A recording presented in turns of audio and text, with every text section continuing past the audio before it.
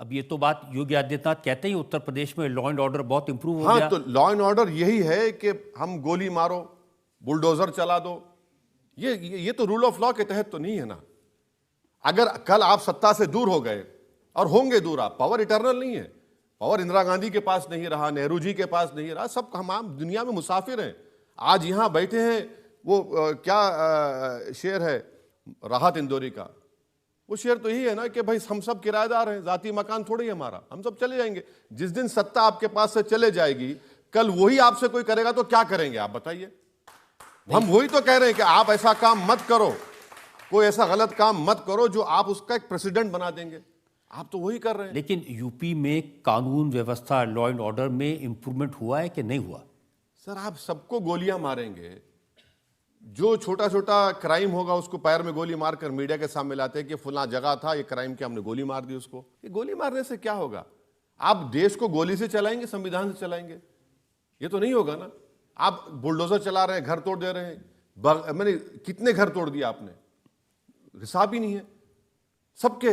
जो कुछ किया उसका असर यूपी में जनता को राहत मिली या नहीं मिली, ये मैं पूछ। नहीं, ये देखिए, ये जो खामोशी है ना, ये खबरस्तान की और शमशान घाट की खामोशी है। ये खामोशी ठीक नहीं है। इत्मीनान की खामोशी अलग है, शमशान और खबरस्तान की खामोशी अलग है।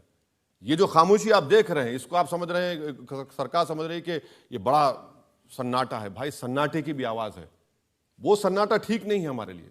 मैं आपको यूपी के फिगर्स बताता हूं। वो कहते हैं कि हम कोई भेदभाव नहीं करते हैं।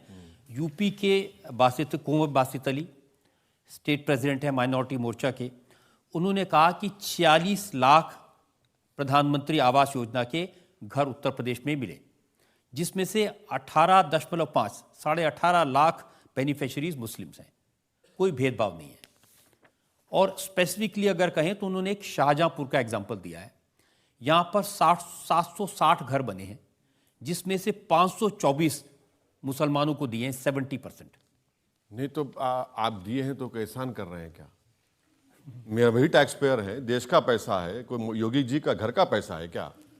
उनका घर का तो पैसा नहीं है, देश का पैसा है। आपको तो कॉन्स्टिट्यूशन में आर्टिकल 30 रखा गया, कॉन्स्टिट्यूशन में राइट टू इक्वालिटी रखा गया, कॉन्स्टिट्यूशन में ये सब चीजें रखी गई हैं, तो आपको करना जरूरी है। वो कह रहे हैं कि हम घर दे रहे हैं, राशन दे रहे हैं, और ओवैसी साहब कहते हैं कि दाढ़ी टोपी देख के उसको लोग मारने लगते हैं। बिल्कुल मार रहे हैं।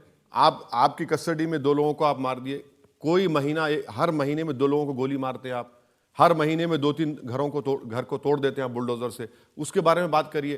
क्यों वक्फ प्रॉपर्टीज पे आप कब्जा कर रहे हैं? गवर्नमेंट वक्फ प्रॉपर्टीज को क्यों छीन रहे हैं आप लोग?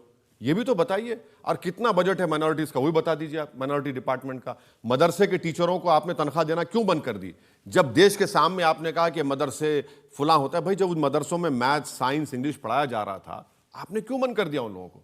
आप बोले हम देंगे नहीं। हलाल का मसला आपने क्यों उठाया वहां पर? क्यों उठाया हलाल का मसला आपने? गैर जरूरी को उठाया आपने वहां पर, और इंक्वायरी करा दी आपने एसटीएफ लगाकर।